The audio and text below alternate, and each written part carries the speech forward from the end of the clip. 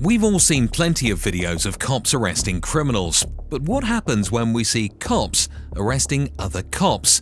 Today we're going to look at 3 cases of when members of the police force have been arrested, starting with the case of James Matt French.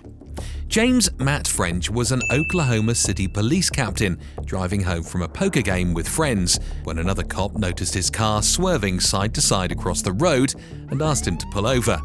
This is what happened next. Stay in your vehicle. Get back in your car.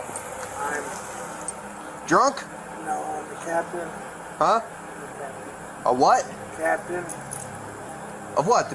Don't reach in your pocket. Get back in your car. 116 Show Me 1060 on Henry Lincoln Edward 497.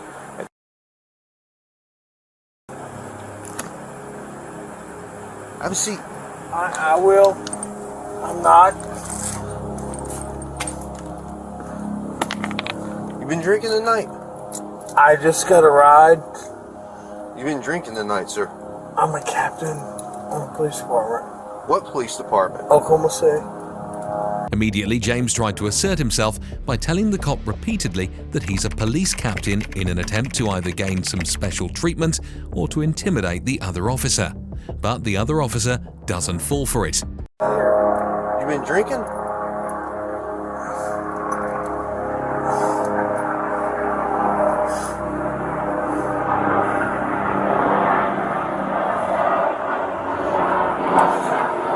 How much we had to drink tonight, sir?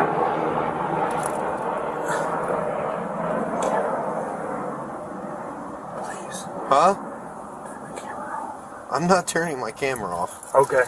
Go ahead and step out of the vehicle. Not only does James's request not work on the officer, but it's clear James is not only a little tipsy, but completely drunk and is in no position to be driving a vehicle. How much you drink at your poker game? Not much. Not much? How much is not much? I don't know. Beer? Liquor? Yeah. How Beer. many beers? 3 or 4. 3 or 4? How long ago was that? It's been going on a while. How long ago did you drink your last beer, sir? What time is it now? James is hesitating and asking the officer questions irrelevant to the situation, possibly to buy him more time so he's able to come up with a better cover story. But unfortunately for James, that won't matter, as he's going to be tested for sobriety. The officer has instructed James to try walk into a straight line, and this is what happens. You may begin. 1,000. James is clearly in no position to drive and couldn't even manage one step, and he's also fully aware of that and how this looks, and continues to proceed to ask the officer to turn off his body cam footage once again. You You can turn it off, you can turn it on. I can turn it off once I'm done with my investigation, sir. Okay. I'm asking you. I'm a captain on the police department. I understand that, sir. I get And I am that. a sergeant on this police officer, and I I've am taken not- an oath to uphold the law. I don't show favoritism to anyone, regardless. I don't I- care if you're a Sir. gangbanger or the President of the United States. Sir, I'm not asking you for that. James's begging clearly isn't working on this officer, and he's getting frustrated, but the officer is holding his ground. You want to try that again? I will.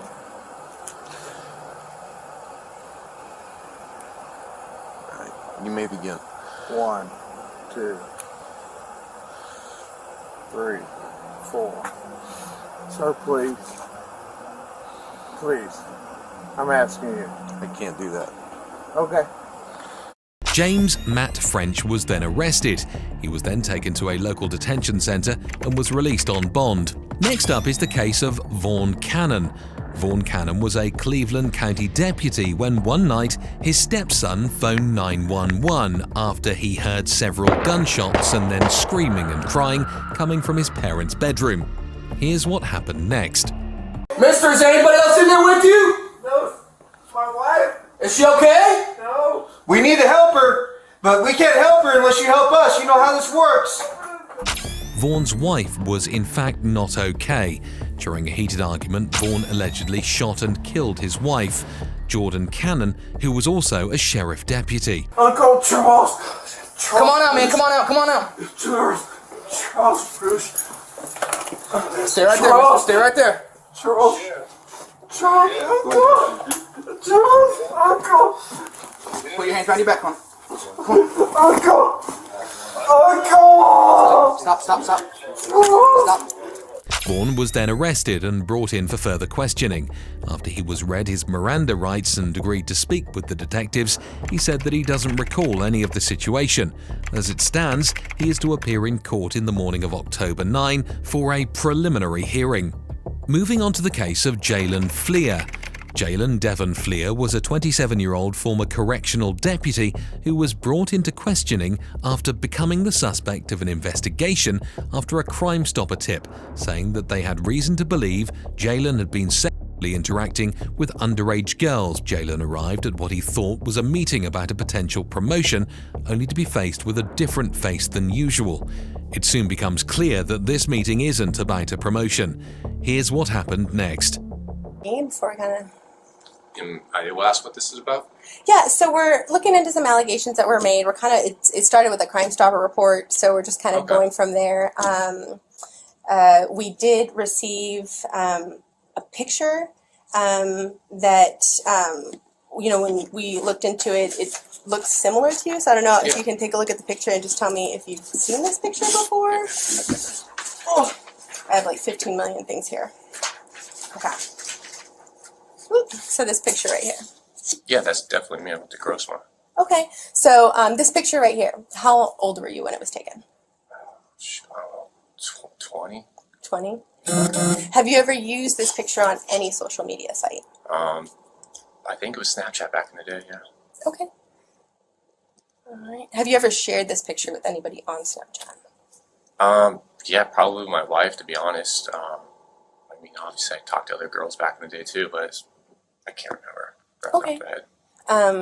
If you had to guesstimate how many times you may have shared the photo, how many times? That one, maybe just a couple times, once or twice. Okay, so definitely to your wife. Yeah. Okay, so you've used that photo for your wife, and you were about 20 years old in the photo. You did share it on Snapchat, and then maybe some other girls you were talking to? I mean, yeah, this was a long time ago, so I don't really remember who it was. Okay. Jalen did not in fact send this just to his wife, but to multiple underage girls. You can tell the investigator is slowly alluding to this. Meanwhile, Jalen is desperately trying to keep his composure. The investigator is playing the good cop role by using a friendly, upbeat voice to help put Jalen at ease, luring Jalen into a false sense of reality for what's about to come his way. You can tell Jalen was not taking this serious at first, with his posture leaned back and his arms crossed. But as soon as he realized what this potentially could be about, you can see he changes his posture immediately to give this situation more attention. As far as the picture, so this photo came up in connection with some allegations about you communicating with a younger female on Snapchat.